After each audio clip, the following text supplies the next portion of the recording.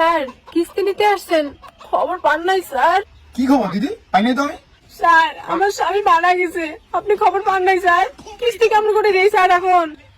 কি বলেন? যে স্বামী মারা গেছে, তা কপালে সিঁদুর শাখা এগুলো কি জন্য?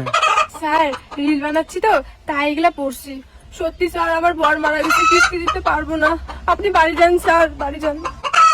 আপনার স্বামী মারা গেল, এই খবরটা তো কেউ দিল না। আদৌ মারা গেছে কি? হ্যাঁ স্যার সত্যি মারা গেছে স্যার। ঠিক আছে,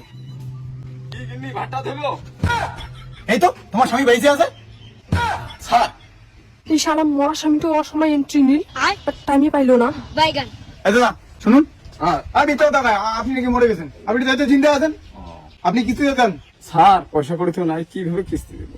টাকা পয়সা নাই তো কি আছে? স্যার আমার কাছে একটা বউ আছে, টাকা পয়সা তো নাই।